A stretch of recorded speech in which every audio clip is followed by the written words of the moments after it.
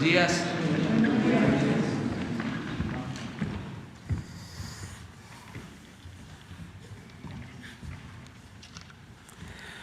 Bueno, vamos a informar y se trata de una muy buena noticia.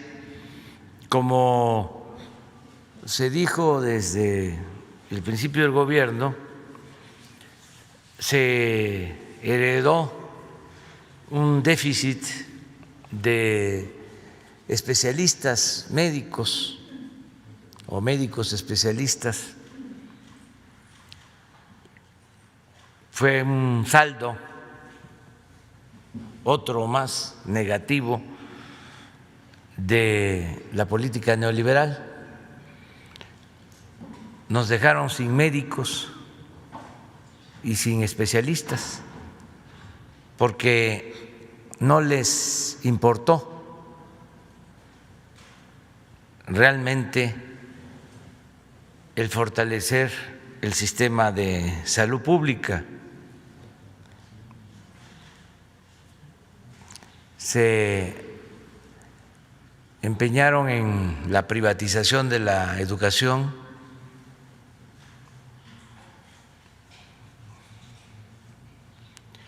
y se rechazaron a muchos jóvenes que querían ingresar a las universidades públicas con la mentira, con el pretexto de que no pasaban el examen de admisión, cuando en realidad las universidades públicas no tenían espacio, no tenían cupo, porque no contaban con presupuesto. Había una idea que siempre existe, que solo se esconde, una idea soterrada de poner la educación al mercado, que estudie el que tiene para pagar colegiatura. Es como ese pensamiento conservador de que para qué ayudar a la gente pobre, que eso es populismo, eso es paternalismo. Ayudar a los de arriba, permitir el saqueo de unos cuantos, eso es fomento, eso es apoyo al crecimiento, rescate. Todo esto que fueron configurando para dejar a la gente sin atención y abandonar lo público. Entonces, el resultado es de que, como en otros asuntos, temas, pues no tenemos los médicos que requiere el país y no tenemos los especialistas que requiere el país. Y tenemos que resolver esto.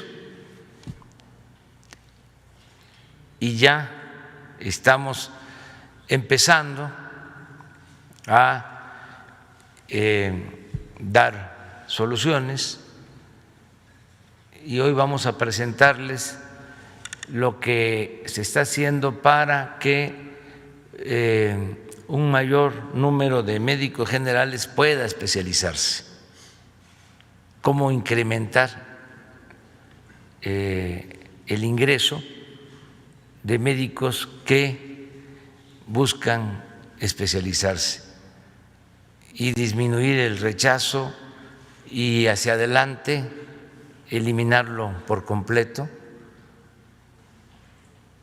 y que en el mediano plazo tengamos los médicos que requiere el país.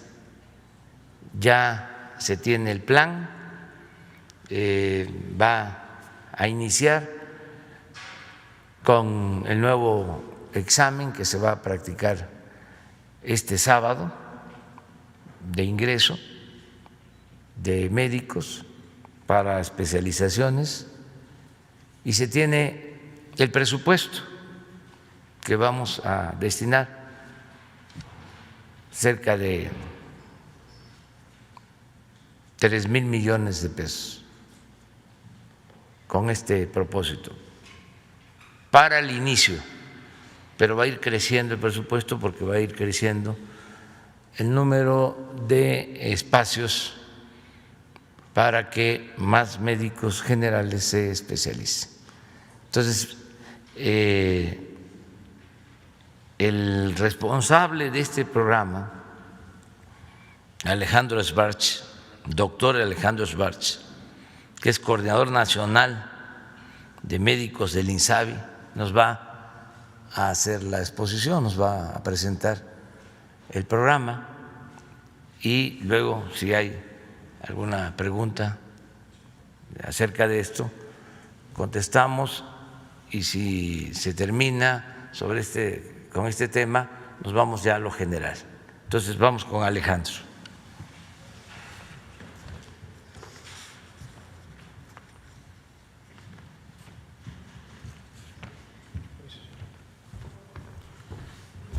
Con su permiso, señor presidente, señor secretario.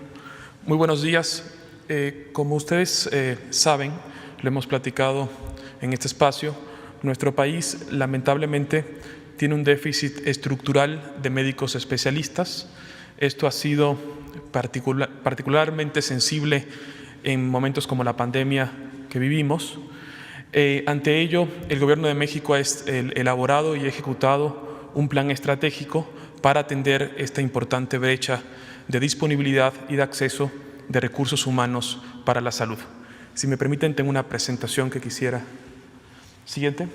El 27 de mayo, nuestro señor presidente nos dio la instrucción de instaurar una mesa técnica intersecretarial donde ha sesionado semanalmente para trabajar en estos objetivos. Siguiente.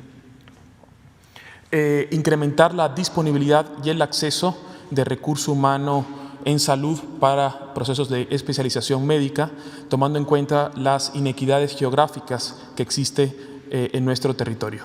Siguiente. Esa es la problemática que detectó el grupo. Siguiente. Como ustedes pueden observar, nuestro país tiene una razón de médicos especialistas por cada 1,000 habitantes menor a 1. Es 0,9 la cantidad de médicos especialistas que existen por cada 1,000 personas. De seguir el número de aceptados en el examen nacional de residencias, como se hacía tradicionalmente, en los próximos 10 años no alcanzaríamos a completar ni siquiera un médico por cada 1,000 habitantes. Es decir, de seguir con el modo tradicional preestablecido de formación de recursos humanos en nuestro país, no seríamos capaces de atender el déficit estructural de médicos especialistas que prevalece.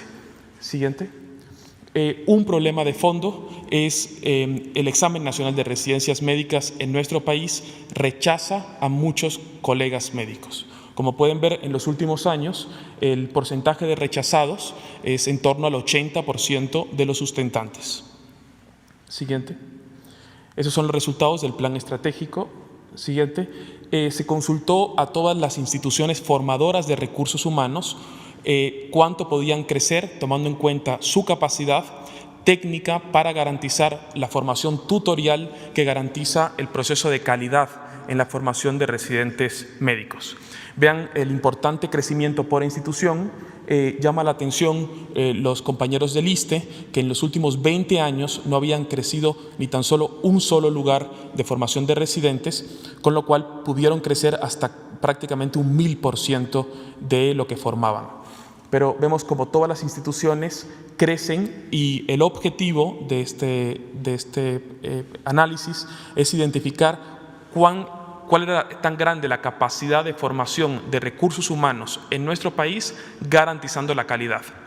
El resultado son 9,449 plazas becas nuevas. Es importante señalar esta condición de que son becas, pero son plazas, porque el plan estratégico en su segunda fase constituye un elemento estratégico importante para que ese recurso humano formado se quede a trabajar en las instituciones del sector público nacional.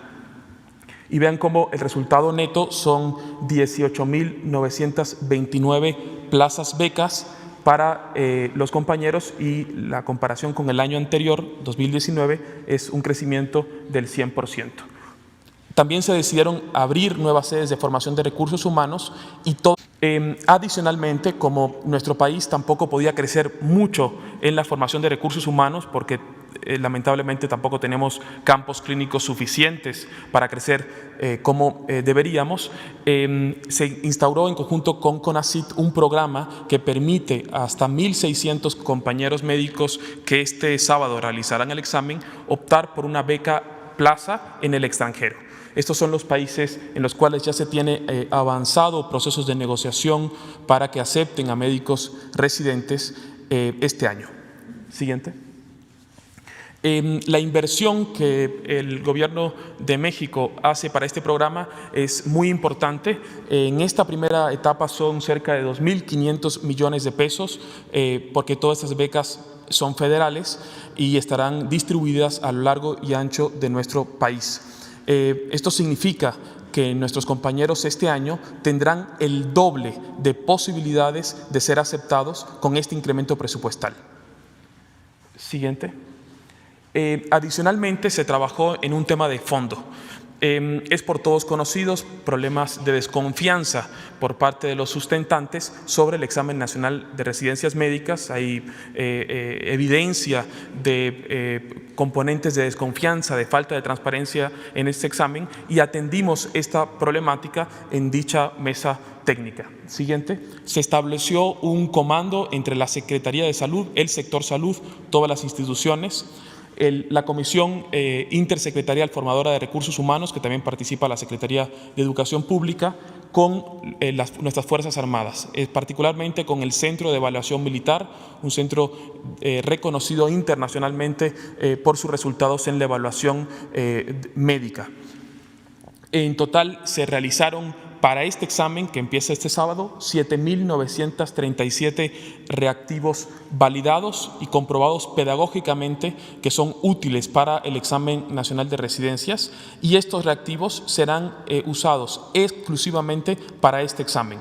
El próximo año haremos nuevamente 7.937 reactivos, con lo cual garantizaremos que todos nuestros aplicantes hagan, cada vez que hacen el examen, un examen nuevo, con contenidos actualizados y revisado por un equipo de 95 médicos especialistas del sector salud y de nuestras Fuerzas Armadas, y de pedagogos enfocados de tiempo completo a este importante esfuerzo.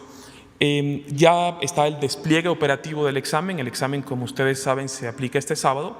En total hay 300 personas en 8 equipos entre la Secretaría de Salud y el sector salud en su conjunto, trabajando en la organización de este examen en el terreno. Siguiente.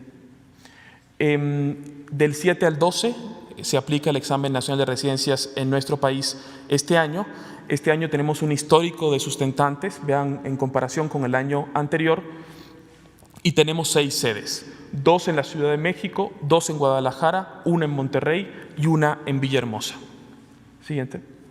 El examen reconoce la situación epidémica de nuestro país y ya determinó un lineamiento técnico que va a garantizar un ambiente de seguridad para COVID, pero también para influenza y para dengue en los territorios donde existan esta enfermedad tropical. Siguiente. Y este es el resultado. Siguiente. Como pueden ver, en el abordaje previo el año pasado se aceptaron 9.480 compañeros, este año se aceptan el doble, y cómo esto va a significar un impacto muy importante en la cantidad y en la disponibilidad y el acceso de médicos especialistas en nuestro país. Siguiente. Tenemos un pequeño video que explica el esfuerzo realizado. Siguiente. México informa. Buenas noticias para las nuevas generaciones de médicas y médicos. A pesar de que el sistema de salud de México se enfrenta a un déficit estructural de recursos humanos especializados para la salud, lo que ocasiona una inadecuada calidad en la atención médica y que la lista de espera para recibir consultas o servicios especializados sea cada vez más larga, el Gobierno de México trabaja para tener personal de salud mejor preparado. La pandemia por COVID-19 nos mostró que faltaban más de 70,000 especialistas en salud para hacer frente a la atención pública. En casi 20 años, México ha permanecido en la lista de los países con el promedio más bajo de personal médico especialista por cada 1,000 habitantes. Ante esta situación y por iniciativa presidencial, a partir del 27 de mayo de 2020 se crea una mesa técnica en la Secretaría de Salud para reunir esfuerzos intersectoriales y lanzar un plan estratégico que permita fortalecer las sedes clínicas de formación existentes y crear nuevas, garantizando la educación tutorial del personal médico en formación. En promedio, en los últimos 20 años, de 43,000 aspirantes que presentaron el examen para ingresar a una especialidad médica, solo se aceptó a 9,300, dejando fuera al 80%. En el 2020, con la ejecución del plan estratégico para aumentar el número de médicas y médicos especialistas en el país, el gobierno de la Cuarta Transformación otorgará 18,929 lugares. Esto se convierte en un hecho histórico para todos los aspirantes, teniendo el doble de posibilidades de ingresar a una especialidad médica.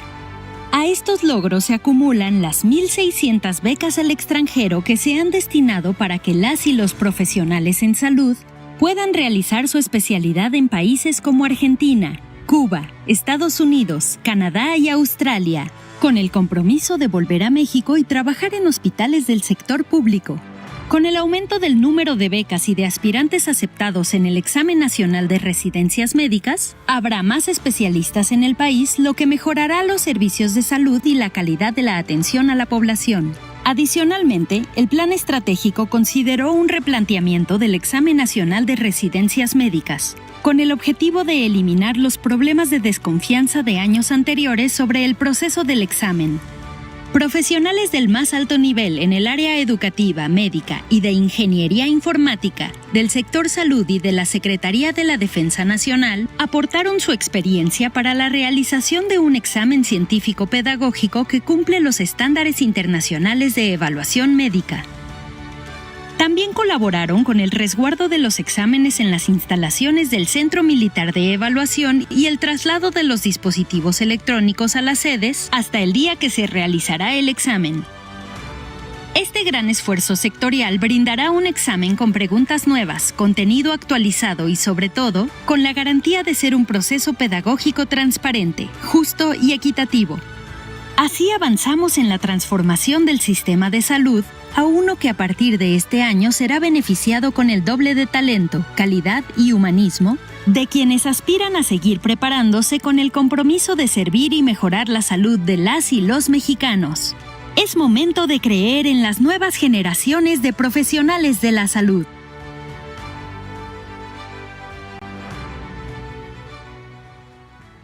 Gobierno de México. Adelante.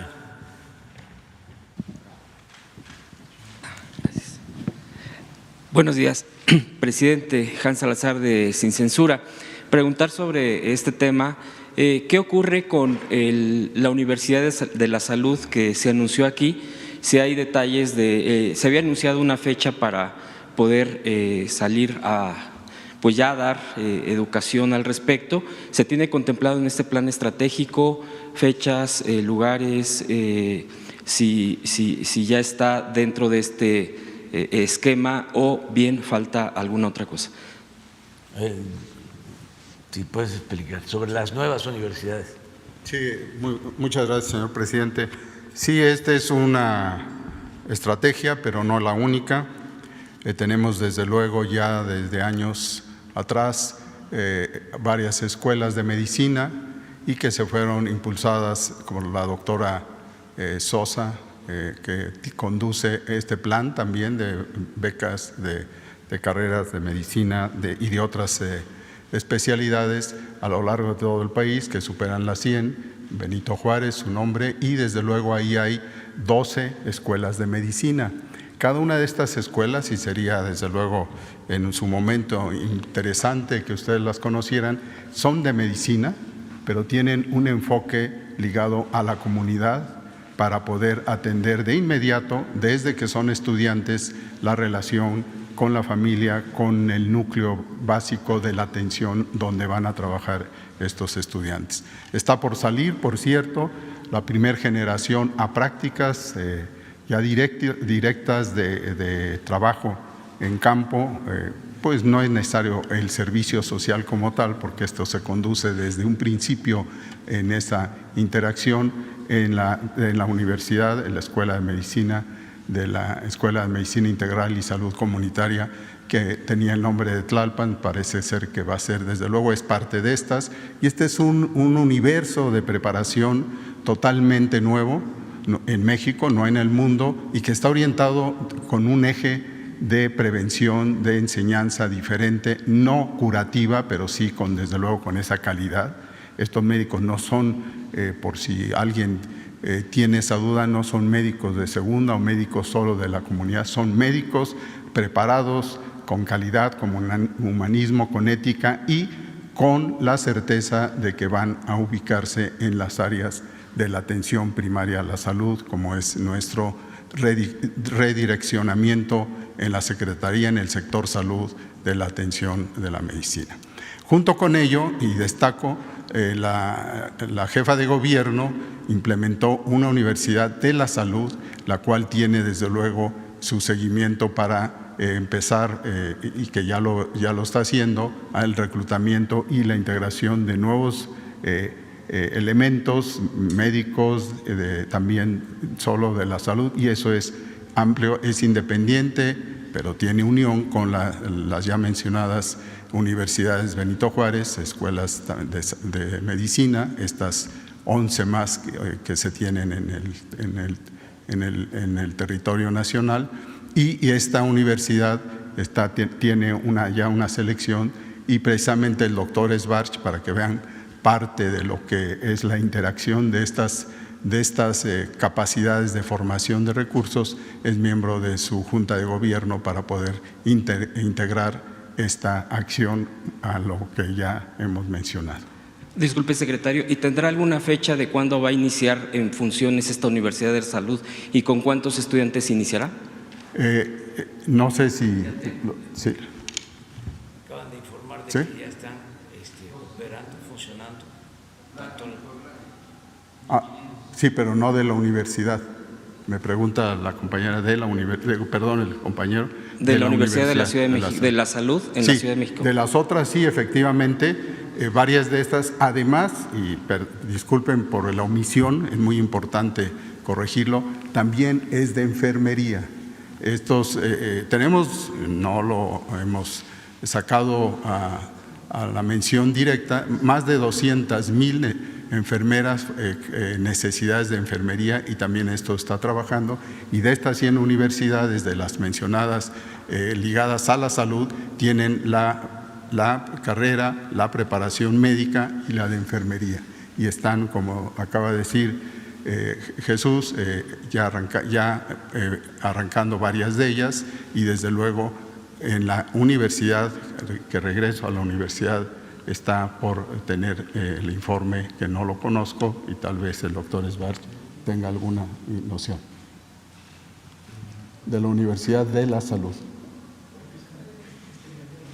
Sí, va a empezar, pero yo quería la fecha, pero…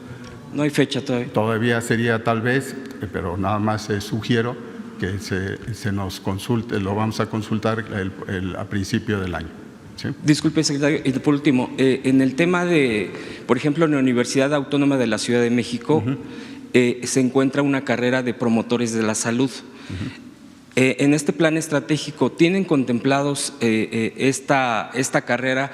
Porque los egresados de esta carrera luego son muy complicados de insertarse en el mercado laboral, porque eso es en la Ciudad de México. Yo he platicado con varios compañeros estudiantes y dicen que luego es complicadísimo cuando son egresados, porque en el interior del país o en otros estados del país más bien, pues no son reconocidos o no ubican esa carrera. ¿Cómo está dentro de este plan estratégico para poder ser integrados estos egresados de la Universidad de la Ciudad de México? Sí, es cierto. Bienvenidos todos estos cuadros, estas profesiones, estas variantes de lo que requiere la salud, y estos no han sido utilizados porque se había abandonado también el camino de la orientación hacia la medicina curativa. Y si la medicina curativa, que por cierto es importante y la estamos todavía requiriendo como ejemplo en la pandemia, durante la pandemia, el grupo de gente que va a conocer en las comunidades, a ubicar los problemas de salud y que son promotores de esto, tienen ya su formación en la Ciudad de México, por ejemplo, y van a ser incorporados desde luego en este momento a través del INSABI, que por cierto también está formando, tiene una capacitación ya de los mismos promotores de la salud, que son los que encargan de detectar los sitios y antes de la enfermedad y toda la carrera, toda la orientación preventiva para hacer esto una eficiencia y no esperar en mayor tiempo hasta que las enfermedades como las ligadas a las grandes comorbilidades que tenemos en la pandemia y que van a ser desde luego desde ahora utilizados todos estos profesionistas. Es una grama importante. Las especialidades que se van a tocar en este examen son, como ustedes saben, las de especialidades médicas ligadas a las áreas troncales, que se le llama así, y que son pediatría, cirugía general, medicina interna, ginecobstetricia y desde luego las afines a cada una de estas disciplinas, junto con una área muy, muy importante en el Seguro Social, que es el motor de ello, que es la medicina familiar.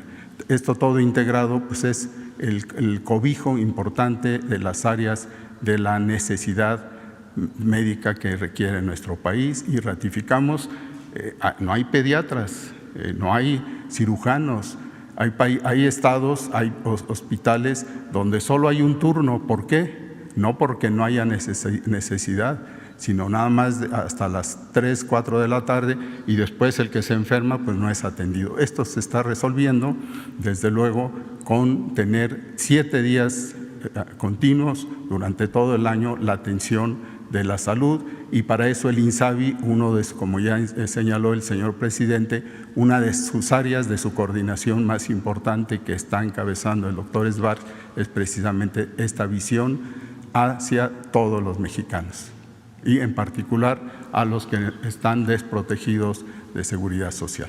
Gracias, secretario. Presidente, sin temas generales, me permite, en un momento que se pueda tocar, si me permite la palabra, ahorita que se acabe del tema. Sí, por nada favor. más es importante que se dé a conocer que se han iniciado y ya incluso están en operación muchas escuelas de medicina en todo el país, tanto del sistema de universidades Benito Juárez como iniciativas que tomaron gobiernos locales. En el caso de la Ciudad de México, me informan que ya está funcionando, pero por la pandemia se detuvieron, se suspendieron las clases. Entonces vamos a presentarles, sigue habiendo clases pero virtuales, vamos a presentarles toda la cobertura, porque son 140 universidades públicas nuevas que están en proceso. Es algo extraordinario. Acabo de inaugurar 2, una sí en Agua Prieta y otra en Tlaltizapán, Morelos, Agua Prieta, Sonora, y Tlaltizapán, Morelos, y son 140 del sistema de universidades Benito Juárez, y están en los municipios, en las regiones más apartadas. Y lo mismo la iniciativa que tomó la jefa de gobierno en la Ciudad de México de crear aquí una universidad, y son escuelas también de medicina y de enfermería, ¿sí?, para tener pues profesionales de la salud que nos hacen falta. También es importante destacar el nuevo enfoque de atención a lo preventivo, sin abandonar, como lo comentó el doctor Alcocer, lo curativo. Lo que se busca es que no nos enfermemos, no curar, sino prevenir. Por eso se requieren muchos médicos de esta especialidad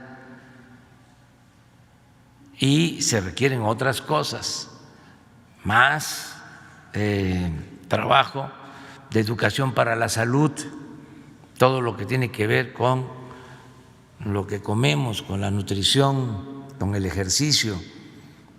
Todo eso es preventivo, la alimentación, el no a la contaminación, el agua. Todo eso tiene que ver con la salud, no se puede ver ajeno. La salud no es el médico y el hospital, sino es todo, pues. Entonces necesitamos también impulsar ese enfoque de darle prioridad a la medicina preventiva. A veces se menosprecia y se dice, este médico no es médico porque está especializado solo en salud pública, solo en lo preventivo. Pues es lo que requerimos también mucho en el país, así como se requieren estos médicos de salud pública para la atención preventiva, así los especialistas, ¿no?, del más alto nivel, que es lo que estamos buscando. Sí, vamos a la salud. Salud. ¿Qué tal, presidente? Carlos Guzmán de Aba Noticias. Con respecto a esto de la salud y esto que estaba comentando de la medicina preventiva, había anunciado que, al igual que la campaña contra las drogas, iba a anunciar una campaña precisamente para comer bien. Por ahí el doctor Gatell, regularmente cuando acudimos a las conferencias vespertinas, nos ha comentado muchísimo este tema y obviamente que afectó mucho en el número de muertos que se tienen actualmente en nuestro país debido al SARS-CoV-2. Me gustaría preguntarle de inicio, ¿cuándo se va a lanzar esta campaña? Si es que ya se tiene el plan para esta campaña de El Bien Comer. Y la segunda, en el caso de esta parte de la salud, sí me gustaría preguntarle cómo va el tema para que a las personas que se contrataron como médicos, como enfermeras para esta pandemia, finalmente se les otorgue la base que se les había comentado, ya que cada 3 meses están renovando contrato en el IMSS, en salubridad. De inicio, esas 2 preguntas, presidente. Bueno, ya comenzó la campaña de información nutricional. No sé si tienes el primer folleto que se está imprimiendo, está en proceso, ¿no? Ya está distribuyéndose. O sea, es que ya el elefante ya no solo camina, ya está corriendo. A veces tengo mis dudas de que si ya comenzamos algo, ¿no?, que se decidió, pero afortunadamente se está trabajando bien en equipo, a ver si se puede poner este folleto. Se está entregando casa por casa. ¿Cuántos millones van a ser? 30 millones. Es una historieta. La subimos hoy a las redes.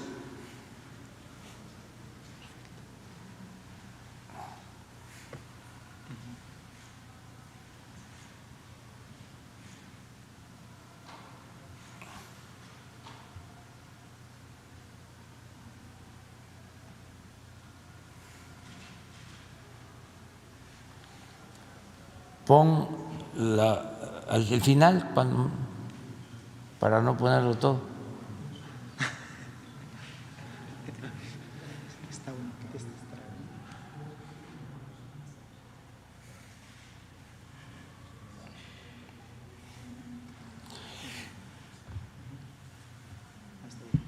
Como lo saben los médicos, los especialistas,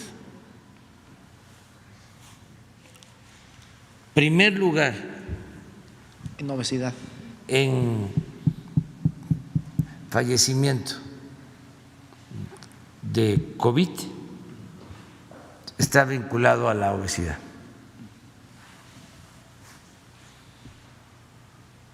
En nuestro país, de los que han fallecido, lamentablemente, el porcentaje mayor padecían de obesidad.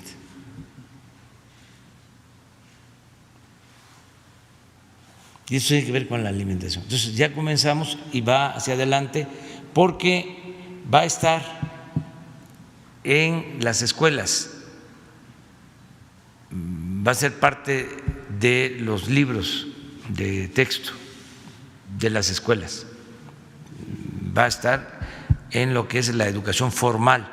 Esto es información, vamos a decir, informal o educación informal, pero muy importante, muy importante.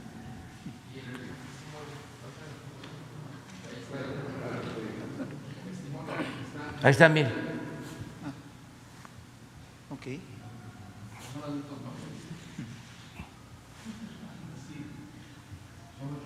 8 páginas. Y es la primera parte. Vamos a seguir. Lo segundo es sobre las contrataciones. Exacto. Ya se acordó de que todos los contratados se quedan y se les van a garantizar sus bases. Por lo mismo, porque necesitamos especialistas, médicos, enfermeras. Tenemos un rezago, un déficit, tanto en salud como en educación, sin difundirlo mucho. Ya llevamos, vamos a llegar a finales de este mes, a 2 años de mi gobierno, a más de 400,000 basificados. Nunca, por ejemplo, en el caso del magisterio, se había logrado eso. Y finalmente una pregunta también relacionada con el tema y otra más, si me permite, en otro tema nada que ver con salud, pero en este caso de la salud, sí me gustaría preguntarle de los que van a salir con beca hacia el extranjero, ¿por cuántos años se les garantiza el contrato, la base? Y obviamente, ¿cuál es el salario que se les va a otorgar para impedir que finalmente haya una fuga de talento hacia el sector privado e incluso se puedan quedar en el extranjero buscando obviamente pues, la opción de la economía, presidente? Va a haber un contrato y van a comprometerse a dar el servicio durante un tiempo en el sector público del país. Pero bueno, Alejandro, ustedes tienen ya previsto eso. Sí. Gracias. Sí, efectivamente, uno de los objetivos de la mesa técnica ha sido garantizar que el recurso humano que el país está invirtiendo en su formación en el extranjero garantice su retorno. Cada persona que sea seleccionada para irse en estas 1.600 becas tendrán un contrato asegurado cuando regresen en una institución pública de donde viven. Esto es un incentivo que permitirá que el recurso humano pueda trabajar de vuelta en su país, en su entidad. ¿Por cuánto tiempo tendrán el contrato asegurado? Depende del tiempo de la especialidad. El promedio de especialidades que se van a hacer en el extranjero son de 4 años, son las especialidades, digamos, troncales, y al menos tendrían que hacer el mismo tiempo que formaron afuera, adentro, aunque hay especialidades de 3 años también. Perfecto. Sí. Y más adelante, si me permite una pregunta en otro tema, señor presidente. Miren, la jefa de gobierno que nos está viendo está atenta, que le deseamos que ya pronto se recupere, que la queremos mucho, a Claudia.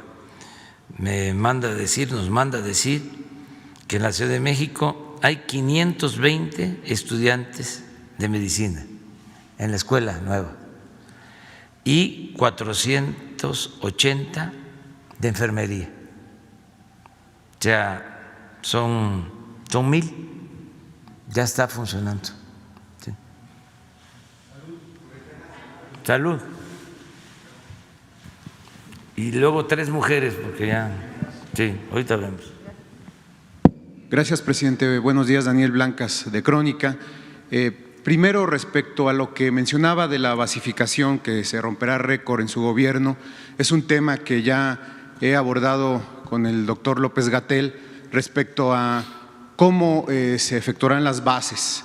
Hemos documentado varios casos en los que intervienen sindicatos e incluso grupos de poder como Antorcha Campesina para otorgar bases de manera discrecional a amigos, a compadres y a allegados.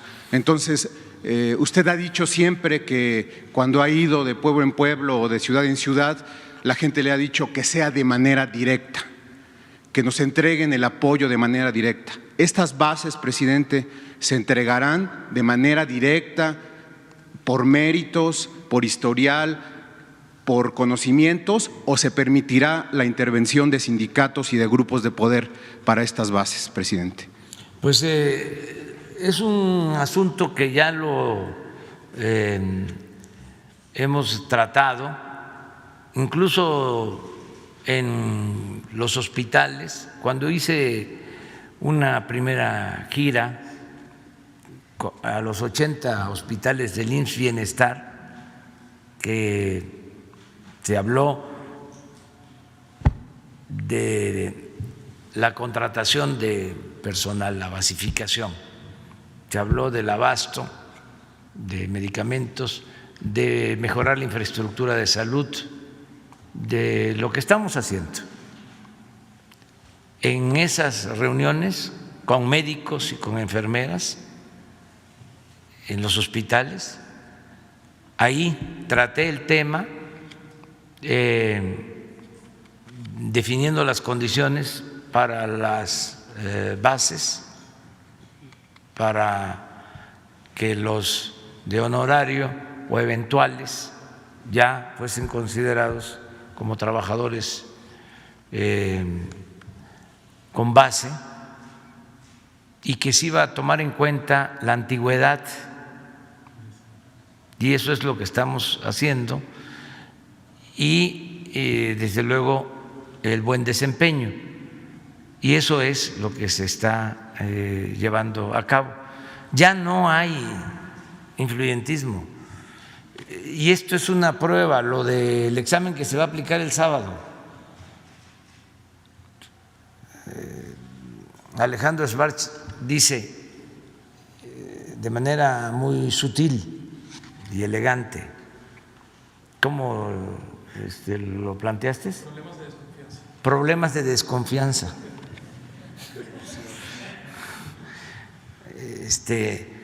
Es que había mucho influyentismo, rectores, funcionarios públicos decidían. Entonces ya no va a ser así. O sea, por eso todo el sistema de seguridad que se está tomando en cuenta para la elaboración y la aplicación del examen. Y es lo mismo para las bases. ¿Qué decían cuando nos opusimos, porque era totalmente injusto, a la llamada reforma educativa? De que lo que queríamos era que siguiera el tráfico de las bases, la entrega de las plazas a recomendados del sindicato. Pues hemos llevado a cabo, en el caso de la educación, en el caso del sector educativo, la entrega de plazas, la basificación, sin influyentismo, que no se había logrado esto durante mucho tiempo. Vamos a informar el día 1 de cuántos maestros han sido basificados. ¿Y han escuchado ustedes protestas? Es más, ni lo sabían que vamos a llegar, nada más en el caso del sector educativo, a 300,000 trabajadores basificados. Ni se sabía, porque lo estaba yo reservando para mi informe, pero ya lo dije. Entonces, sí, se cuida eso, ¿no? De que es a los que tienen derecho, no a los que tienen agarraderas o influencias. Ya eso se terminó, eso ya no existe. Se le ve mal al que anda buscando mediante influencias ganarse un sitio, ganarse un lugar. Entonces hay garantía plena de su gobierno. Totalmente. De que no intervendrá el líder del sindicato de trabajadores del Estado. Y no hace falta vamos a decir emitir un decreto. La verdad es que los dirigentes están ayudando y cada vez que les pedimos algo, ellos apoyan. No tenemos oposición de los dirigentes. Pero siempre han sido corruptos, presidente. Siempre se han entregado bases con base en esto. Hay un ambiente distinto.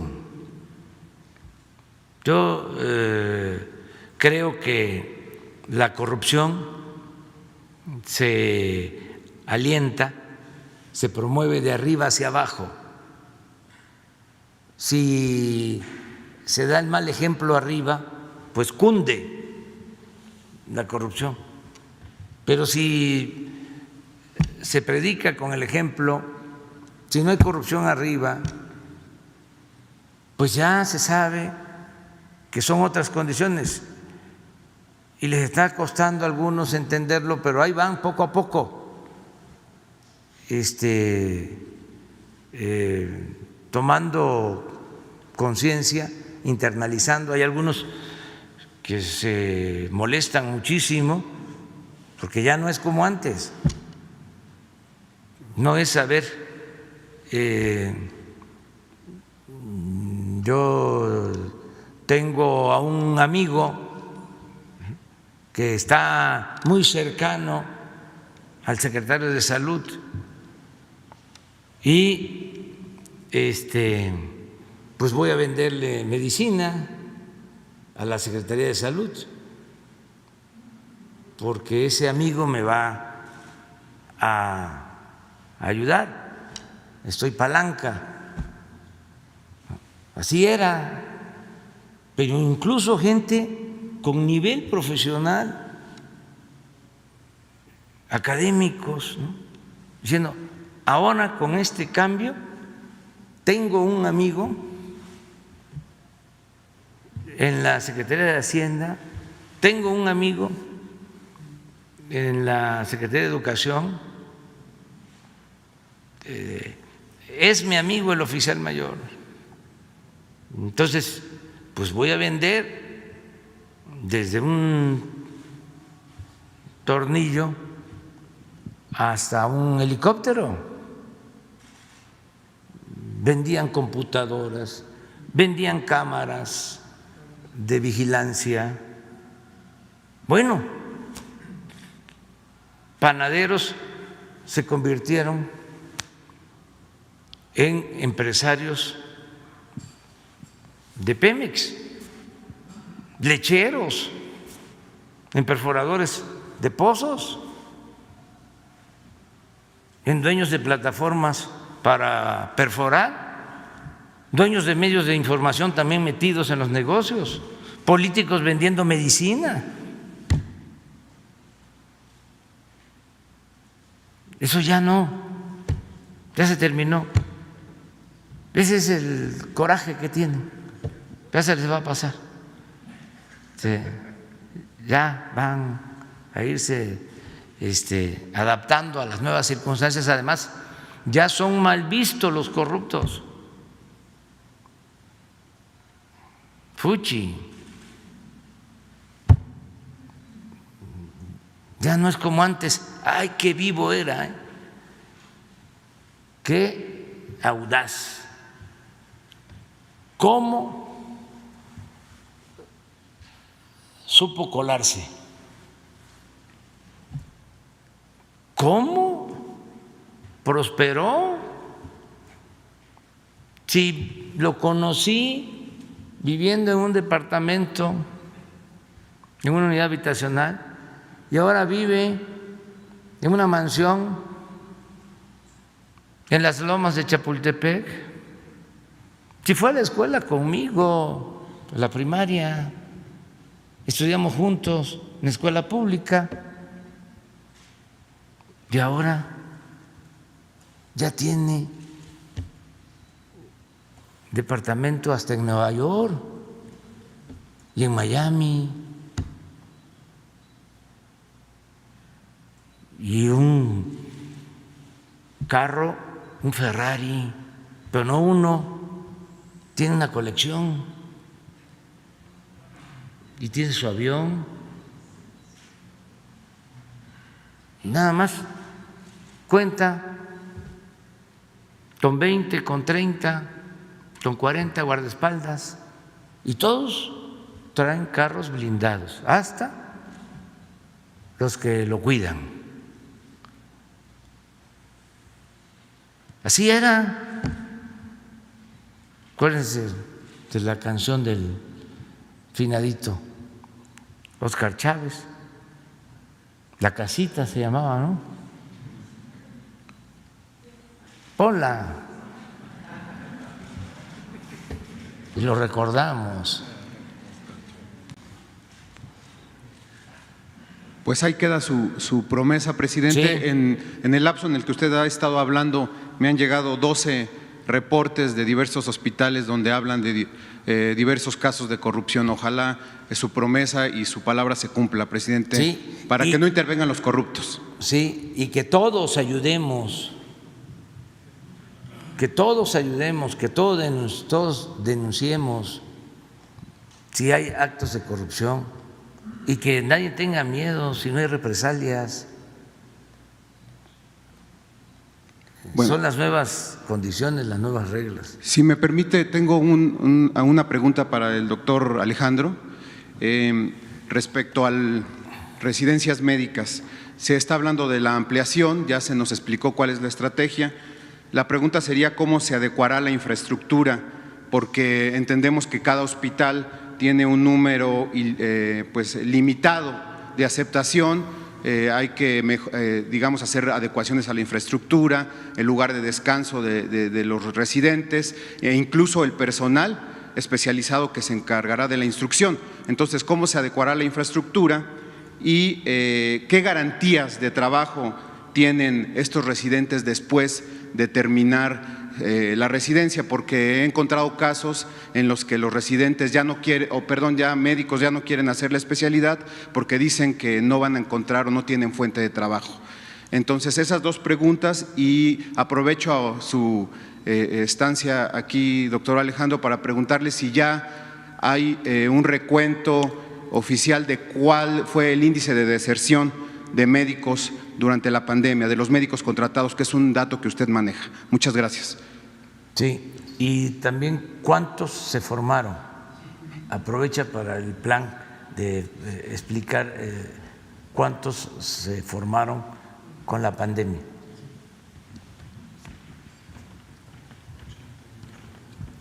Sí, con mucho gusto. De hecho, el 12 de noviembre cumplimos la sesión número 200 de formación de recursos humanos en el plan estratégico de aumentar las capacidades resolutivas del médico general y la enfermera general en el contexto de COVID, y ese día creemos que vamos a llegar a los 100.000 recursos humanos para la salud formados.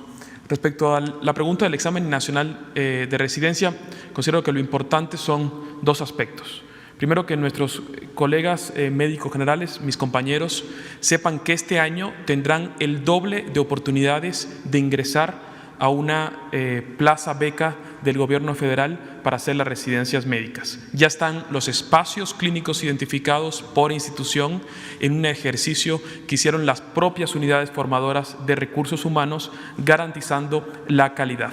De hecho, muchas unidades formadoras de recursos humanos en el proceso de discusión técnica comentaron que la calidad, al incrementar el número de residentes, va a mejorar, porque esto condiciona que los residentes no tengan que hacer jornadas de trabajo extenuantes como hacían hasta ahora debido a la falta de aceptados en el examen nacional de residencias médicas. Las unidades formadoras de recursos humanos, como vieron ustedes en la diapositiva que expusimos, recibirán en promedio el doble de R1s, o sea, de residentes de primer año, en esta próxima edición del examen nacional de residencias médicas. Y lo otro muy importante es que mis colegas, mis compañeros sepan, tengan la absoluta tranquilidad de que este examen es un examen totalmente confiable, libre absolutamente de corrupción. El examen está resguardado en instalaciones militares para garantizar que esto se pueda cumplir. El resguardo del mismo se está haciendo en este momento en avión y en tierra a las unidades donde se van a hacer, y con condiciones absolutas de garantía de que es un examen que no va a ser filtrado, va a ser un examen transparente, equitativo, justo, con contenidos actualizados. Es un examen nuevo que se hizo. Cada pregunta es revisada por un equipo técnico que firma un acuerdo de absoluta confidencialidad, y aparte es revisado por un grupo pedagógico que garantiza que el examen, la pregunta está bien establecida y se evalúan los contenidos precisos que requiere este tipo de evaluación. Creo que respondí sus preguntas. Lo de la infraestructura, ¿no? Le preguntaba yo de la infraestructura y de las garantías laborales después de terminar la residencia. Bueno, la infraestructura fue identificada por las propias unidades formadoras de recursos humanos, y el crecimiento está generado para garantizar que esa infraestructura es idónea. En el caso del ISSSTE, lo vuelvo a señalar porque nos resulta paradigmático, en los últimos 20 años no había crecido un solo lugar, y sin embargo pues, hay cada vez más hospitales del ISSSTE. El 20 de noviembre, por ejemplo, es un centro médico nacional que en los últimos 20 años no había recibido un nuevo residente en sus plantillas aprobadas. Esto es porque no había el espacio presupuestal, pero sí los espacios académicos y clínicos para la formación, ¿no? Entonces, la cobertura en cuanto a la calidad está garantizada en este crecimiento. Como comentábamos, el plan estratégico tiene una segunda fase que ya está trabajando, y es poder garantizar la adherencia de este recurso humano que se está formando en el Sistema Nacional de Salud Pública, atendiendo las inequidades en la distribución geográfica. Se están haciendo un grupo de incentivos laborales para que en cuanto termine el residente formado por unidad formadora de recursos humanos, se quede trabajando en la misma unidad y se le den oportunidades de ir a trabajar en aquellos sitios donde menos tenemos médicos especialistas. Solo falta el dato de la deserción, doctor Alejandro. ¿Cuántos se contrataron finalmente para la pandemia y cuál fue el índice de deserción? Porque documentamos que había hospitales en los que el índice de deserción iba más allá de la mitad. Si quiere podemos precisar el dato, me gustaría revisarlo y en la conferencia nocturna podemos actualizarlo con el doctor Hugo López-Gatell, si me permite, señor presidente. Muchas gracias. Sí. A ver, vamos a las casitas, Pérez. Si no se hace aburrida la conferencia.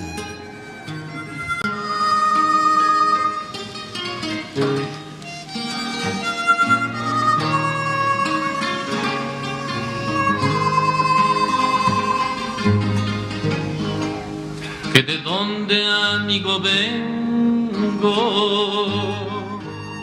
de una casita que tengo por allá en el Pedregal, de una casita chiquita, con jardines, alberquita y calefacción central. Tiene en el frente unas bardas que vigilan unos guardias que me manda el general. Las bardas son alambradas, muy bien electrificadas por Comisión Federal. Y atrás la tienen cubierta de un guarura hay en la puerta que la Procu me prestó. En el portal una estatua estofada de oro y plata que el museo me donó. Ver un garaje tú puedes, donde caben 3 Mercedes, 4 Mustangs y un Jaguar.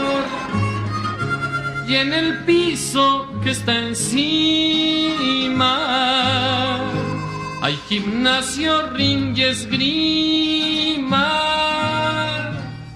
y un salón para bailar. Bajo un ramo que la tupe, la Virgen de Guadalupe que un arzobispo me dio. Ella cuida los dineros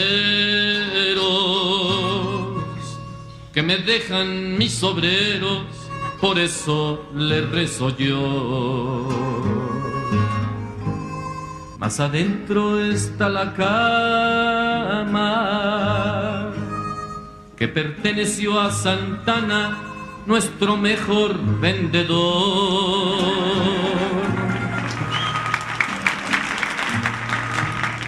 Tengo también un armario que le trance a un anticuario que en Palacio se robó. Si tú quieres al momento, casa, vestido y sustento, y una vida cual no hay dos, ya no seas reaccionario, hazte revolucionario y que te bendiga Dios.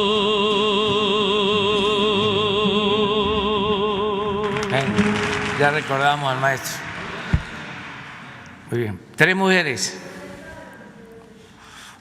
Tú después. 3. Luego tú.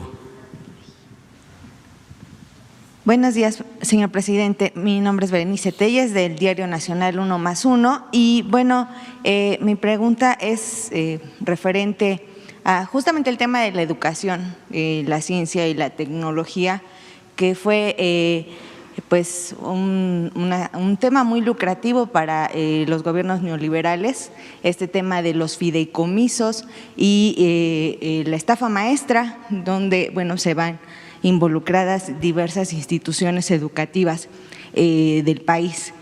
Y mi pregunta pues tiene que ver porque, bueno, con la desaparición de los fideicomisos, que en parte ya con esta información que nos está dando el día de hoy, pues está dando una respuesta a dónde van a ir redireccionados esos recursos.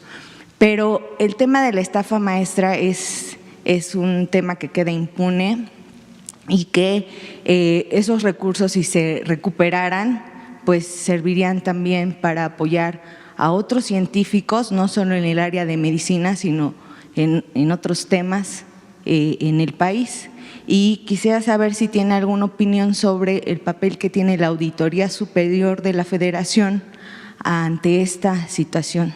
Y bueno, dado caso de estas declaraciones de Emilio Cebadúa respecto a que va a colaborar para esclarecer este tema.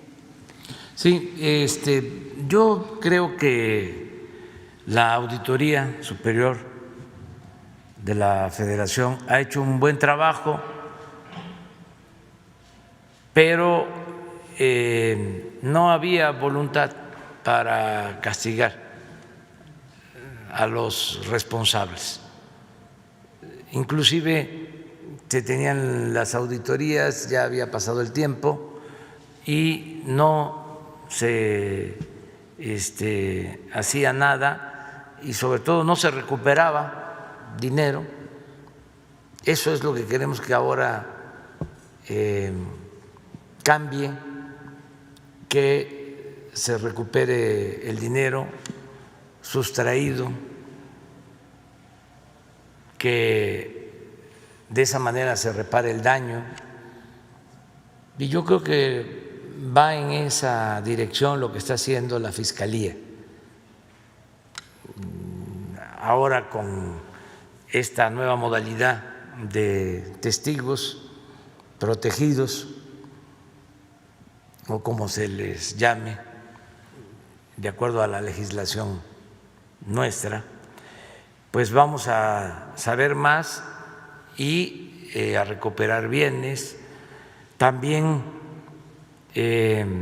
pienso que el que alguien se acoja a este procedimiento de testigo, si bien debe de recibir en recompensa por la información que va a ofrecer una disminución de penas, no debe de incluir en ningún caso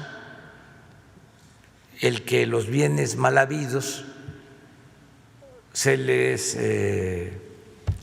escrituren o se les asignen o se queden con lo que se obtuvo de manera ilícita. Creo que eso no, o sea, debería de considerarse. Puede ser disminución en los tiempos de cárcel o el que puedan cumplir sus condenas en libertad, es decir, mediante la presentación a los juzgados periódicamente, pero que en ningún caso signifique que se queden con bienes mal habidos.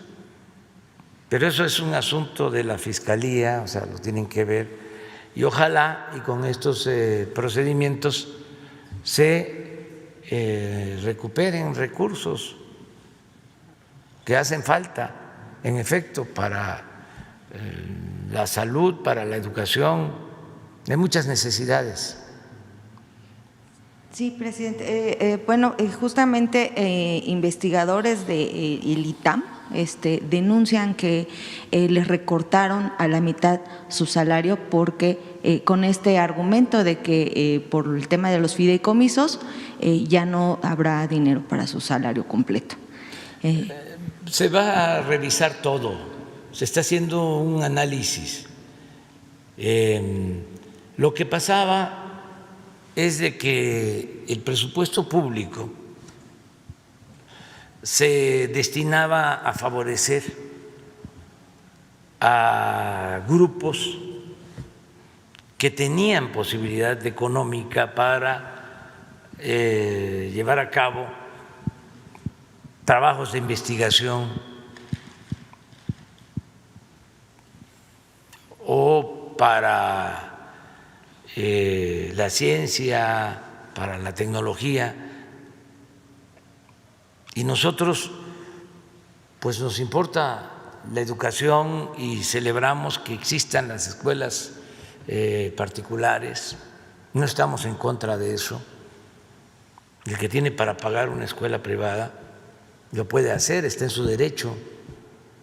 Además, ayudan estas escuelas porque, como se abandonó la educación pública,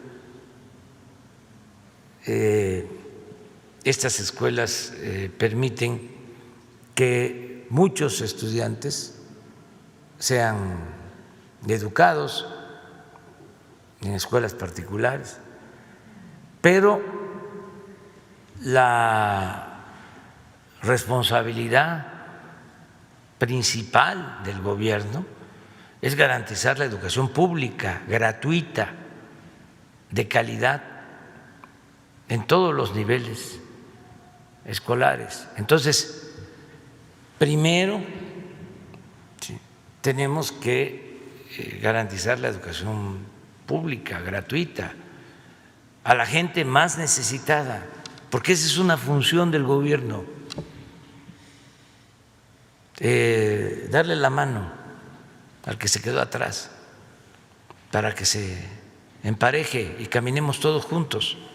Esa es la función principal del gobierno, procurar el bienestar, la felicidad del pueblo.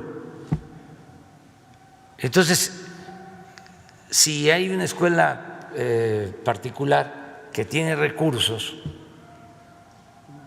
porque tiene manera de conseguir fondos, porque hay empresas que respaldan a esa escuela, ¿cómo entregar dinero del presupuesto si hace falta para otros propósitos? Pero esto lo van entendiendo muy bien todos, porque ya cambiaron las condiciones y nadie ha reclamado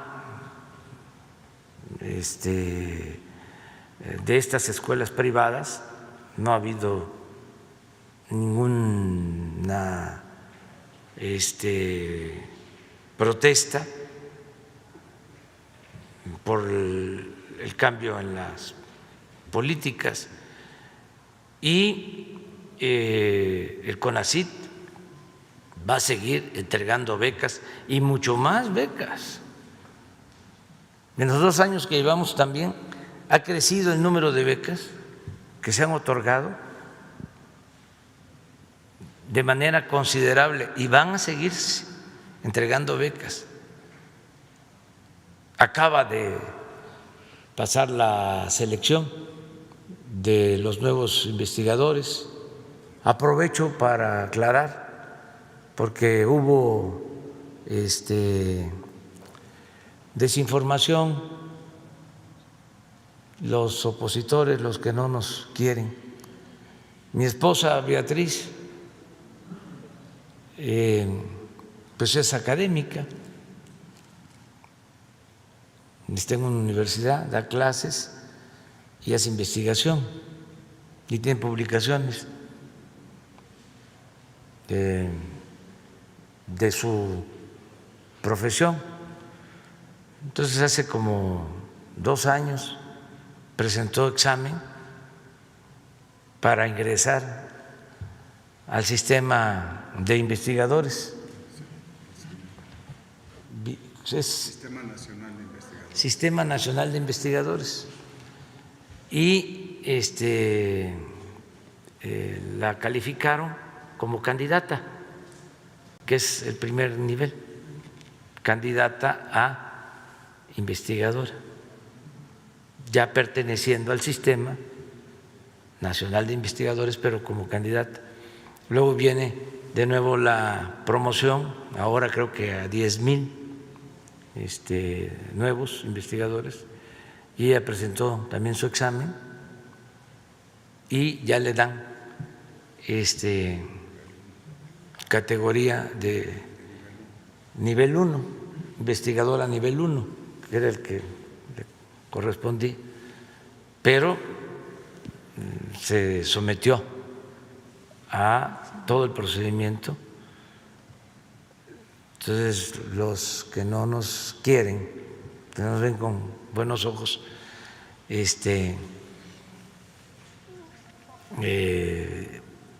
dieron a conocer de que era una imposición. Nosotros no hacemos eso. Nada más aprovecho para aclararlo.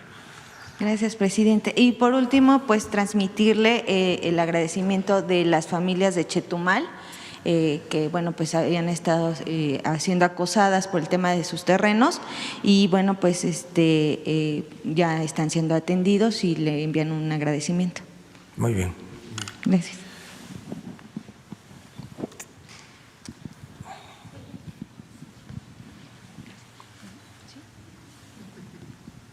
Adelante. Presidente, buenos días. Daniela Pastrana, de Pie de Página. Quiero precisar unas cosas. Lo de la basificación, porque ahorita dijo que serán 400,000. Yo había entendido que entre el magisterio y el personal de salud, pero luego dijo que solo el magisterio 300,000. Y había pendientes del sector salud, ya atrasados, 98,000 personas sin basificación que estaban pues en este asunto, que tienen 20 años con plazas temporales, ¿no? Entonces, nada más como para precisar un poco esto que va a anunciar el 1 de diciembre, si nos puede aclarar. Y luego quisiera saber cuáles son las metas que tienen en esta estrategia para el sector salud, porque contrataron ahorita 45,000 nuevos médicos, ¿no?, en esta pandemia. El déficit que teníamos, entiendo que era de 240,000 médicos. Entonces, quiero saber si se tiene contemplado llegar a los 240,000 durante lo que dura el sexenio, y también en el tema de los 300 hospitales que estaban abandonados y toda esta parte de la infraestructura que incluía el tema de, por ejemplo, la renta de ambulancias, que es como un déficit todavía como muy grande. Digamos que ¿cuál es la meta para llegar hacia el final del sexenio en este déficit, si se lograría recuperar todo lo que estaba perdido o no? Y una última pregunta que nos hicieron ahorita, justamente sobre la infraestructura para el examen que inicia el sábado, ¿dónde encontramos los lineamientos de seguridad que presentaron ahorita? O sea, ¿en dónde podemos encontrar cuáles son las condiciones de seguridad que van a tener las sedes donde se va a aplicar el examen? A ver, Alejandro, explica esto. Mira.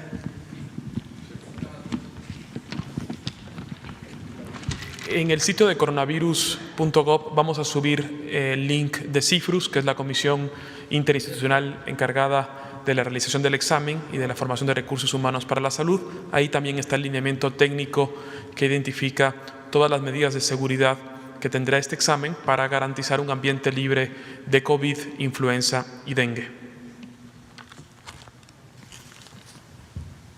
En toda la seguridad del examen nos está ayudando tanto Marina como la Secretaría de la Defensa y la Guardia Nacional. Ahí está el gobernador. Bueno. A las 7 de hoy.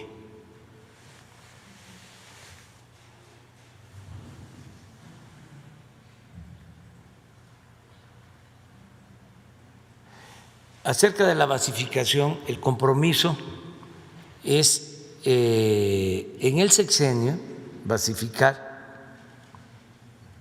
a trabajadores del sector salud que están contratados por honorarios o de manera eventual. Hay un cálculo de alrededor 87,000. Ese es el compromiso que hice yo con ellos. Y vamos a empezar, contestando también la pregunta, con los que tienen más antigüedad. Ya empezamos, pero vamos poco a poco.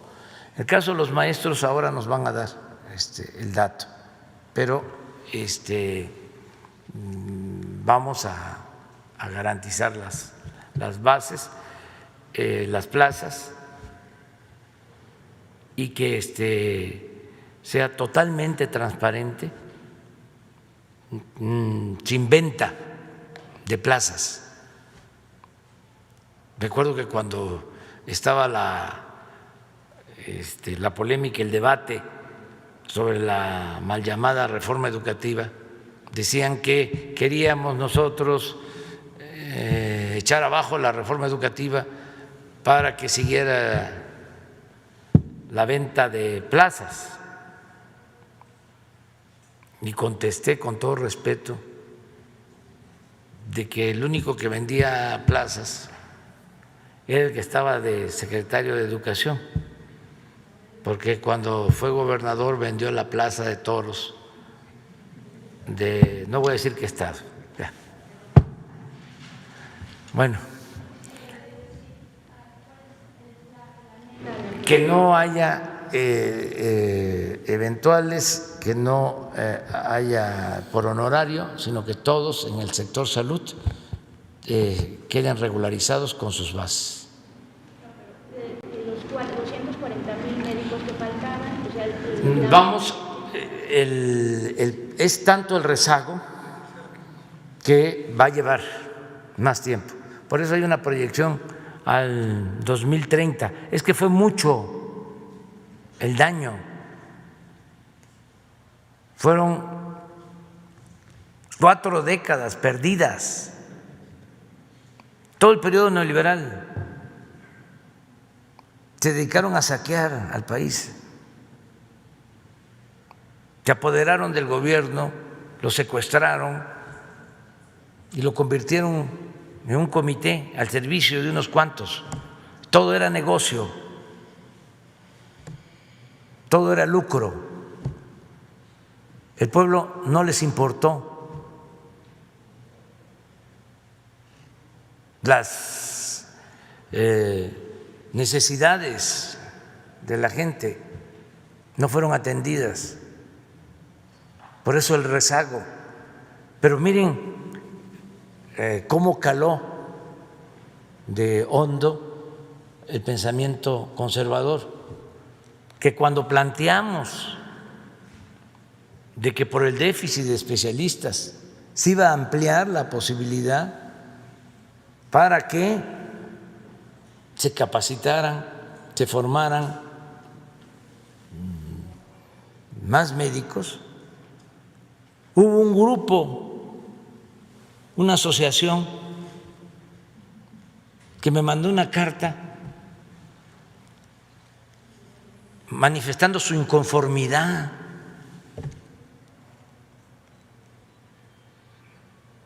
por este programa de formación. No voy a mencionarlo porque de veras es un asunto extremo. O sea, cuando, como lo dice aquí el doctor, nos lo constatamos. Hay 3 hospitales del IMSS Bienestar en Yucatán y en las visitas en ninguno había pediatra. Y una de las cosas que se planteó, un especialista es codiciado. Hay lo que se le llama en los deportes, ¿cómo es? Draft. en donde se les ofrecen a los especialistas condiciones para que vayan a trabajar a un estado, porque no hay. Estamos padeciendo de eso. Se puede tener un hospital, ¿qué les importaba?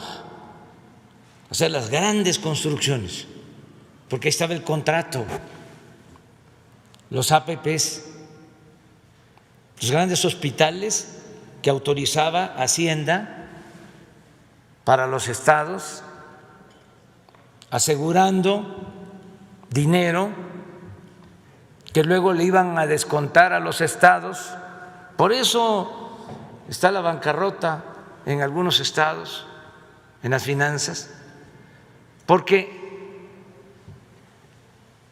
les descuentan de sus participaciones para pagar la construcción de esos elefantes blancos subutilizados. Esto, bueno, hasta en los reclusorios. Se hicieron reclusorios de más, reclusorios federales mediante ese sistema que solo están ocupados al 50%.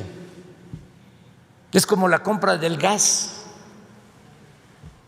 que se suponía era porque se iban a construir plantas para generar energía y se iba a requerir el gas. Pues no se construyeron las plantas, pero se compró el gas y tenemos gas de sobra, que ahora tenemos que ver cómo utilizamos ese gas o se vende ese gas. Pero ¿qué les importaba? El contrato, el negocio, el business. No era gobernar para el pueblo, en beneficio del pueblo. Entonces, es para contestarte, nos va a faltar, o sea, porque si se ve la proyección, nada más, ¿por qué no? Porque es interesante el tema, ¿por qué no presentas la lámina de cómo estaríamos en el 30 con este plan, ¿sí? Y de todas maneras, cómo estaríamos en cuanto a los parámetros mundiales de médicos especialistas?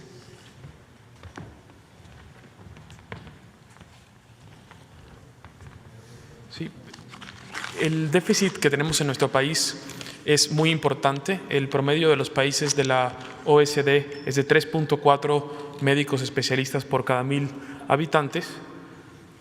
No, esta no es una anterior. Aquí. Como pueden ver ustedes, de seguir aceptando el número reducido de médicos especialistas, es decir, de seguir rechazando al 80% de los sustentantes, en los próximos 10 años no alcanzaríamos a formar médicos capaces de poder garantizar atención médica especializada a nuestra población y continuaríamos teniendo de 0.9 médicos por cada 1.000 habitantes a 1.1 médicos por cada 1.000 habitantes. Y en la última se puede ver la diferencia. Aquí se ve cómo de seguir con la tasa de crecimiento conservadora de médicos especialistas, en el 2030 tendríamos 13.581 médicos especialistas, lo cual significa 1.1 médicos por cada 1.000 habitantes, y con el despliegue de este plan estratégico tendríamos 27.559, lo cual significa 1.5 médicos por cada 1.000 habitantes, lo cual nos acerca a la meta de países de la OECD. De todas maneras, estamos a la mitad. No llegamos.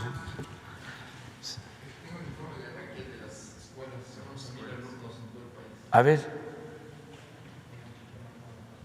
Ese es el informe de escuelas de medicina y de enfermería. Sí, enfermería 10 planteles, medicina integral y salud comunitaria 19, este es veterinaria, pero bueno, 8 planteles. Eso es lo que llevamos, pero vamos a presentar un informe bien sobre las universidades. Muy bien, la compañera. Gracias. Buenos días, presidente. Fernanda Mendoza para Glucosa Atómica.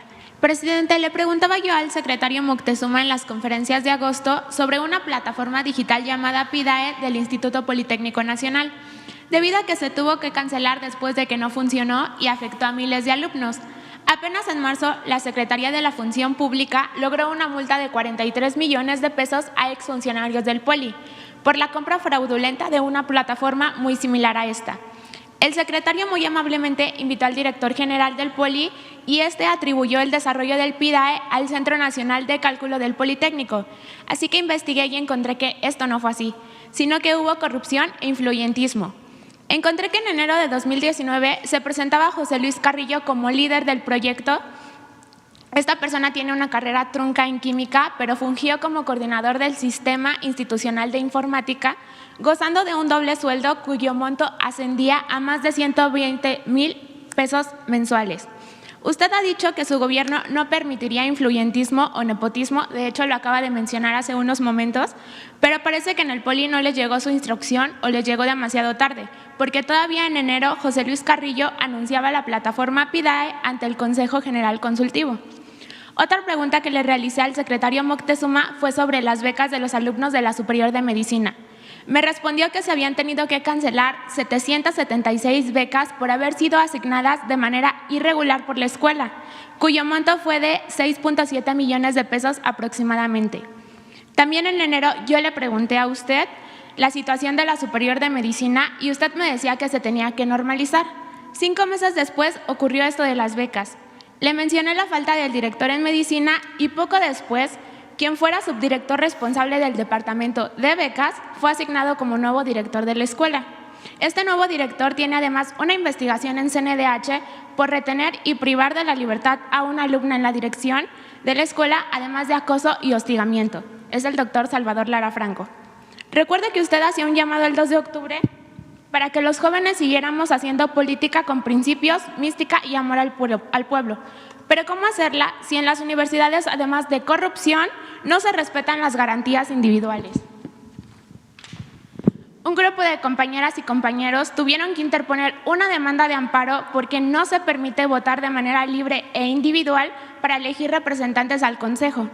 ¿Esto por qué nos afecta? Porque los consejeros asignan becas y también inician procesos disciplinarios contra los acosadores. Sin democracia no se puede detener la violencia ni la corrupción. Hubo en marzo tendederos del acoso con cientos de denuncias, sin atender en todo el Politécnico. Escuelas también donde cada semestre los alumnos de todos los niveles no se pueden inscribir porque no hay grupos disponibles. Ahora más recientemente el retraso de la entrega de equipos de cómputo.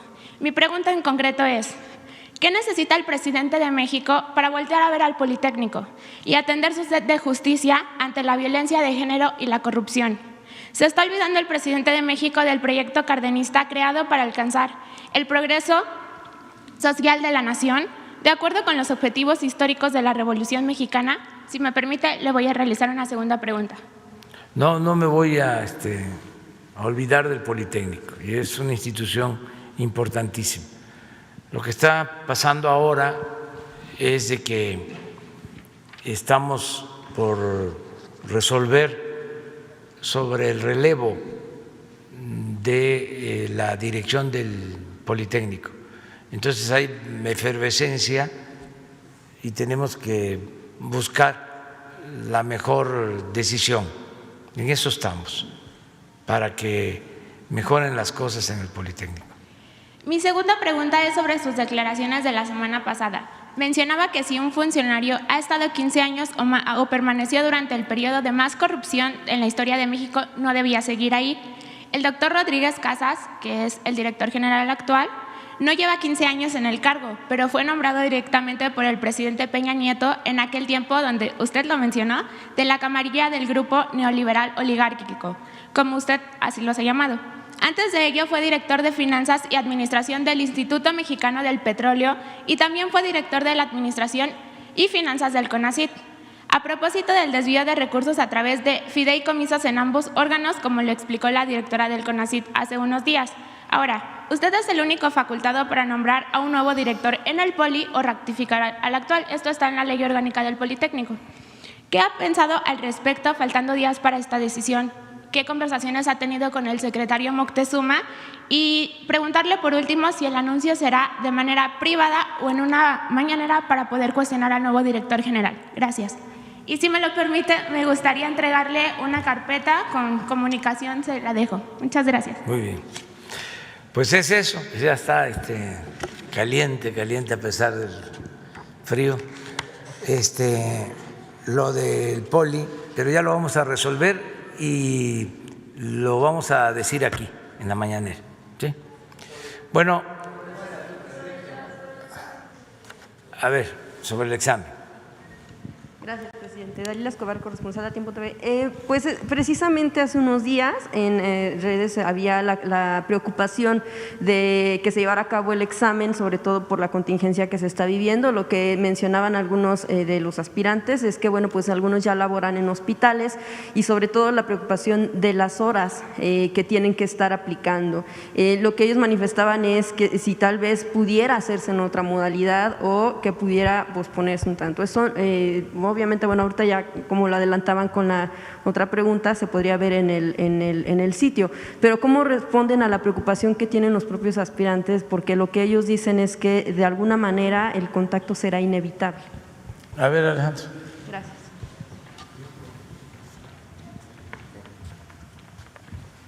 Sí, el doctor Hugo López-Gatell ha tenido el honor de invitarme hoy a la Anochecera y hoy vamos a explicar paso por paso cómo será el protocolo para asegurar un examen nacional de residencias médicas y la seguridad que requieren nuestros médicos generales. Si me permiten, en la Anochecera podemos expandir la explicación de todos los protocolos de lineamiento técnico que realizó la Secretaría de Salud Federal.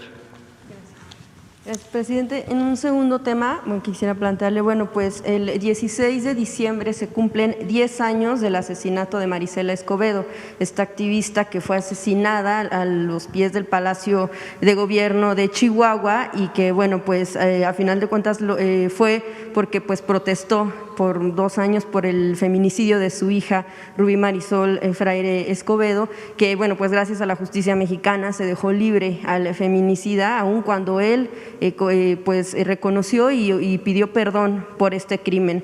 Después, bueno, como ya sabemos, la asesinan, pero pues no hubo justicia para Rubí y no la ha habido para Marisela Escobedo, sobre todo cuando, bueno, pues en algún momento se detuvo la Fiscalía del Estado a un al presunto responsable y la misma familia decía que no era él. Él incluso ya estuvo preso, está preso en Estados Unidos por una cuestión de robo.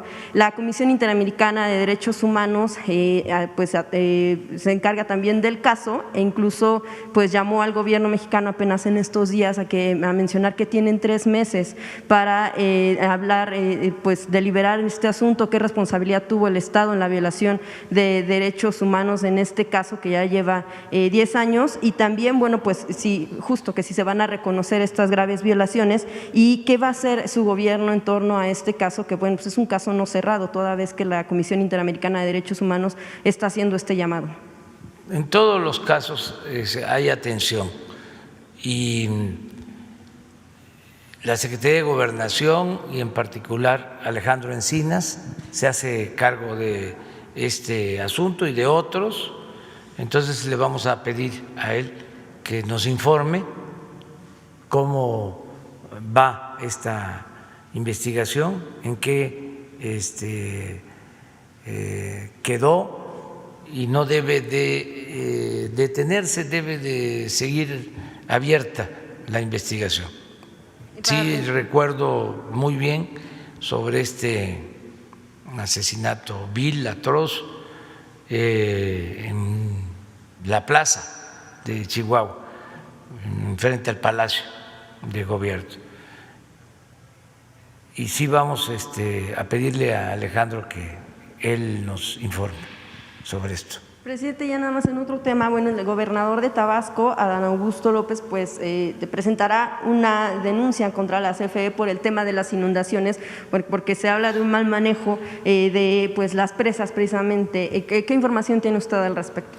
Bueno, he estado pendiente, qué bien que me pregunta, para enviar un mensaje a mis paisanos, decirles que hemos estado actuando en la primera inundación, se atendieron a 38,000 damnificados,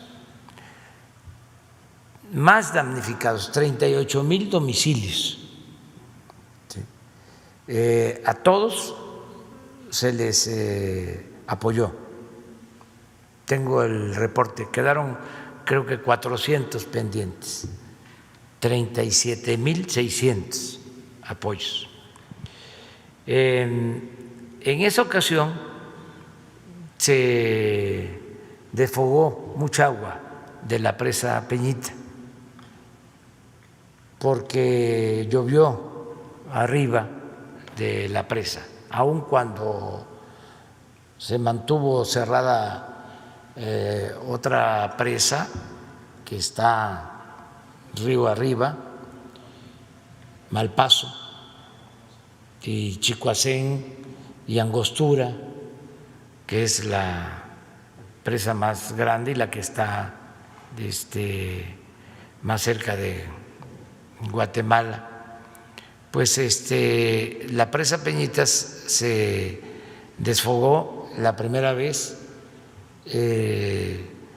y causó inundación en la parte baja de Tabasco. Fuimos allá y acordamos que se iba a tener más cuidado con el manejo de esa presa y se logró ahora un desfogue menor, la mitad de lo que se tuvo que desfogar de agua la vez pasada. Sin embargo, ahora,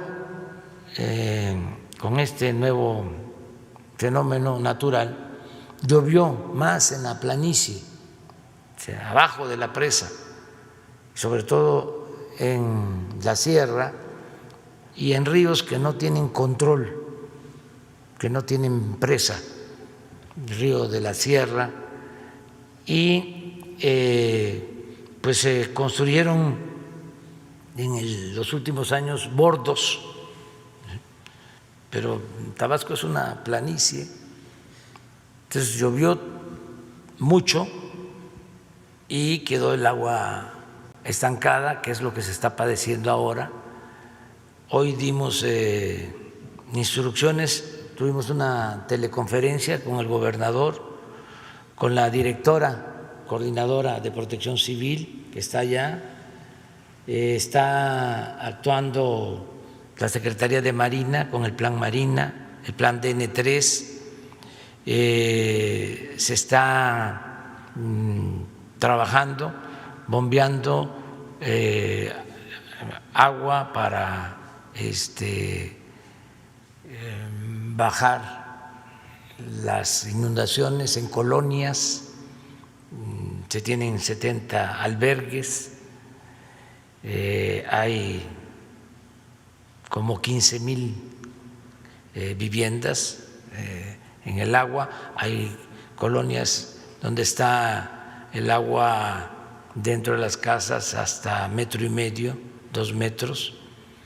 También se ha cometido el error, más que eso, por la corrupción, de construir en lugares bajos. Se dio permiso de construir en zonas bajas, en vasos reguladores que se rellenaron, se hicieron unidades habitacionales en donde no debió darse permiso para construir. Entonces, están padeciendo los paisanos de inundación. Estamos ya tomando medidas. Desde luego está ya la Marina, está el Ejército, está la Secretaría de Bienestar, Protección Civil.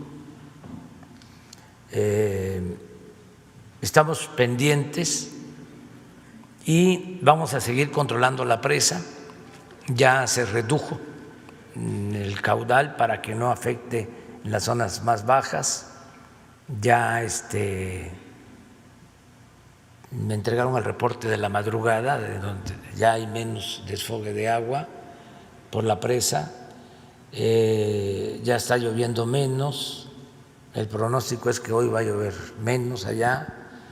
La solución de fondo, que eso es el compromiso que hice, es tener un mayor control de estas presas que todavía, desgraciadamente, ahora ya, a partir de que fui, se cuida el que turbinen permanentemente para que no tengan llenos los vasos de las presas, los embalses, porque resulta que por la política privatizadora de la industria eléctrica, estas hidroeléctricas no generan energía permanentemente, solo turbinan cuando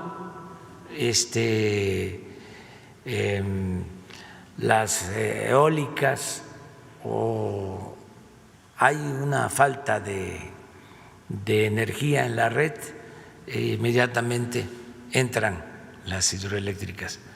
Entonces, por ese motivo, siempre se mantienen llenos los vasos de estas presas.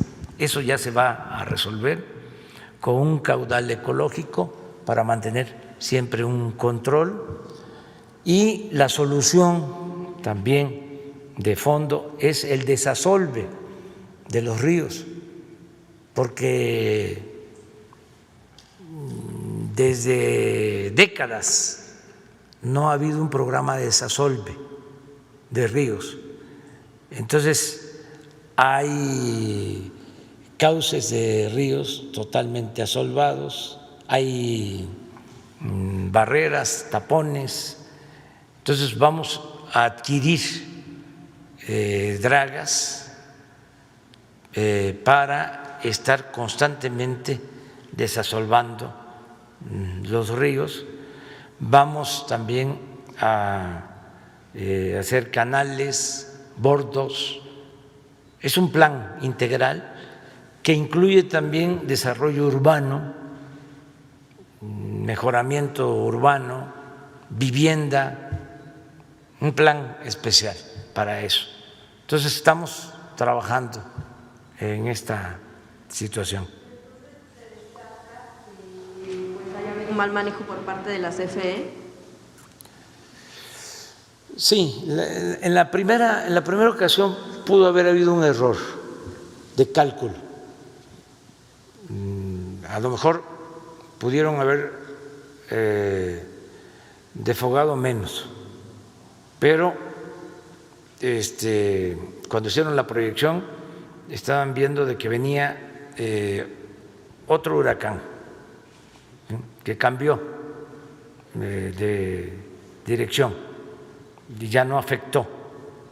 Entonces, porque el cuidado de las presas pues es algo especial, es riesgoso, se revienta una presa y entonces sí, los daños son trágicos. Entonces tiene que cuidarse eso. Entonces los que manejan las presas, que tiene que ver con Comisión Federal, tiene que ver con agua, ¿sí? Son especialistas que son los que deciden de cuándo soltar agua, ¿sí? Para que no se rompa pues una presa, para que no se destruya una presa. Entonces, hicieron sus cálculos en la primera inundación y soltaron más agua, porque al final no llovió lo que se esperaba, presa arriba. Entonces, pero en esta ocasión no, además el desfogue fue menor. De todas maneras, pues yo entiendo al gobernador de Tabasco, él es el que está allá con el agua a la cintura, porque sí está metido, ayudando, y tiene que defender a los tabasqueños, que es lo que está haciendo.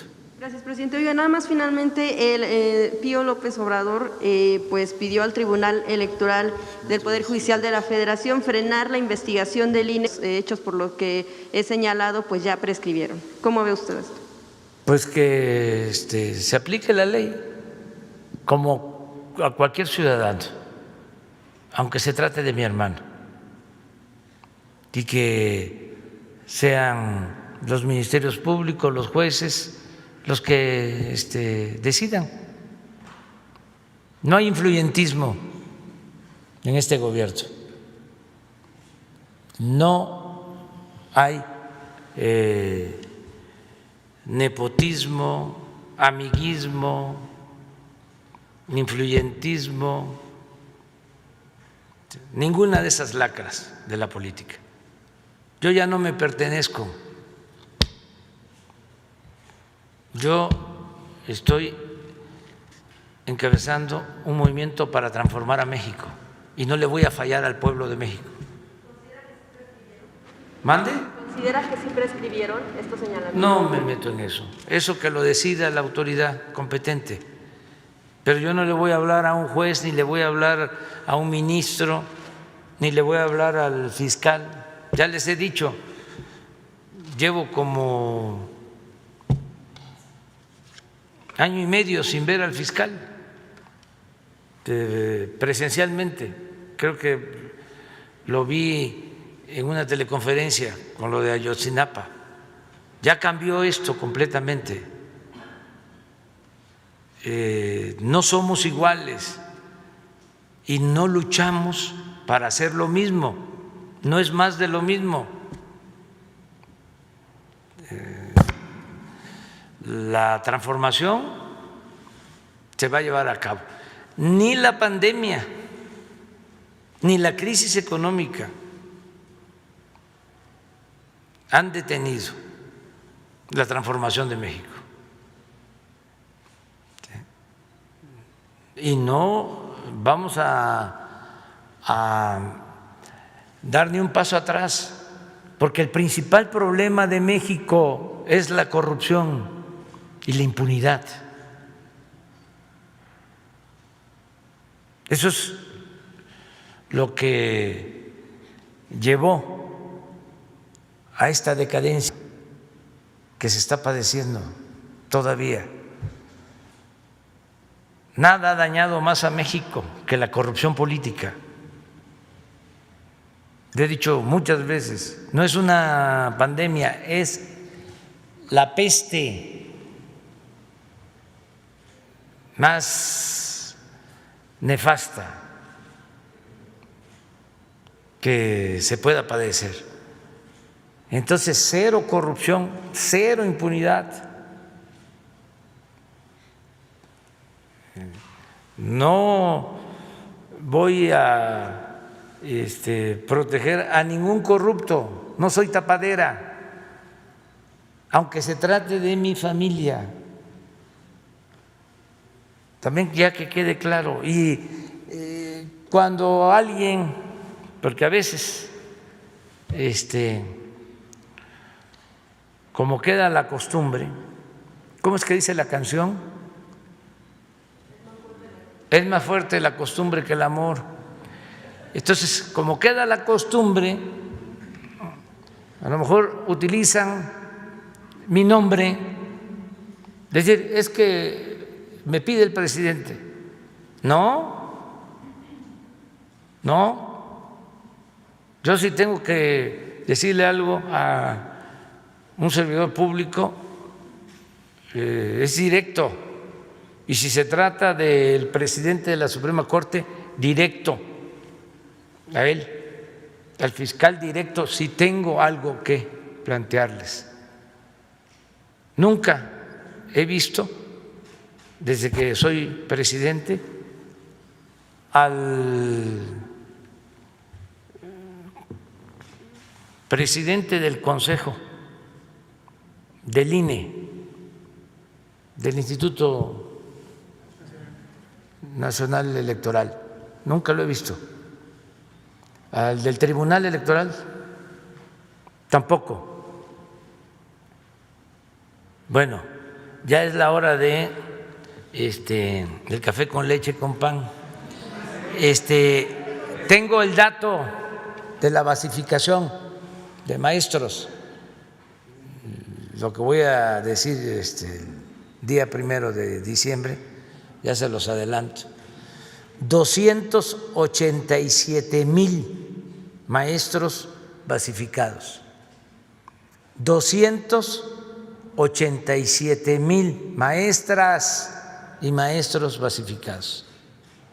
¿Verdad que no es lo mismo? Bueno, muchas gracias.